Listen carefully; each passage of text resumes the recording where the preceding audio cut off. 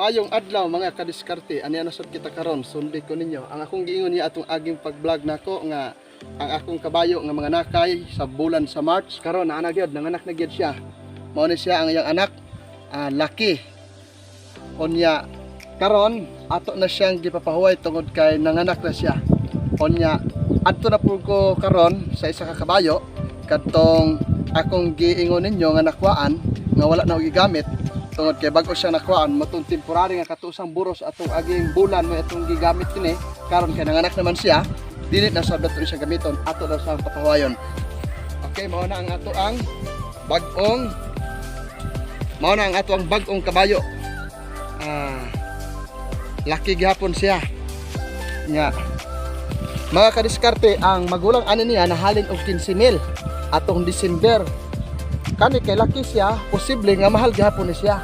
Unya ato na po ni siya ang papawayon ng inahan at manog tarong, pakanon, paimnon, pasilungan, paliguon pagkabuntag aron nindot og resulta ang ato ang nati.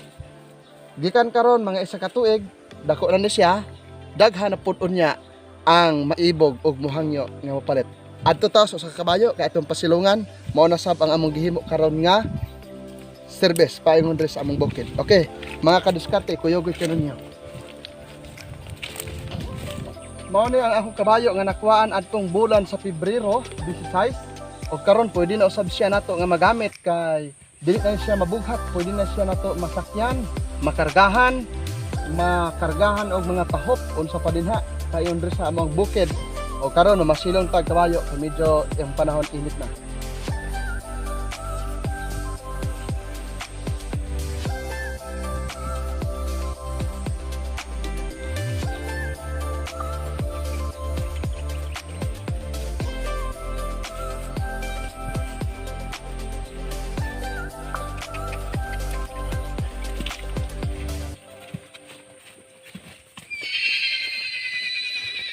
Kay init kay panahon, moinom sa kog tubig.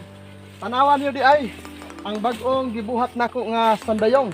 Wala na ako ni napakita niyo giung sa pagbuhat, although kita mahog tubod nga pwede siya nga mainom tungod kay walay balay ang mabaw. Lantawan niyo dapit ang si mabaw agid siya balay. Okay, kana nga lugar wala siya balay, limpyo kay na dinha. Kaya ako siyang gilampasan, gikuha nako ang mga sagbot. Og karon na itubod sa boss, nagbuhat ko og sandayong. Wala ko kaban kung siya tawag ani sa uban nga lugar, basta sa mo sandayong ni siya. Kaya ko siya gikanlan dire. Tapos ang tubod na dito. Dito ang tubod ani niya. Nagbuak ko kawayan. Dayon akong gihimo nga agianan sa tubig, paingon siya dire. Kaya mainom ta akong silawan ang tubig ko. Makaliskarte na dito ba sige andam dinhi.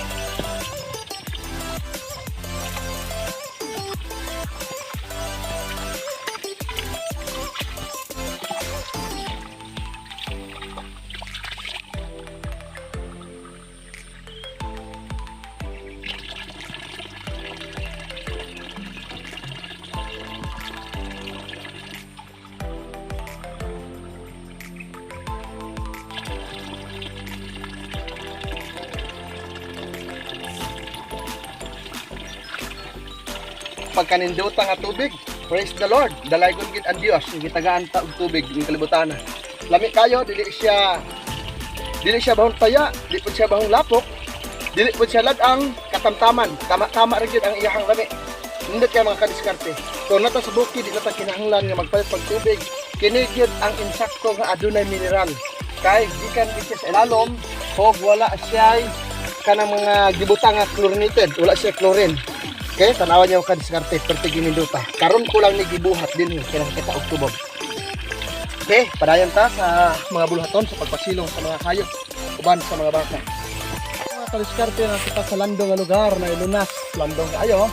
Dirito ni butang ni atong kabayo nga wa ko sa sa color ani, di pud siya gray, murag dirty white. Dirito ni siya butang. Talandong kay unya mga oras alas 3 ako na sa siyang itigway. Palihog kog subscribe sa akong channel Diskarting Bukid. Salamat kayo sa pagtan-aw.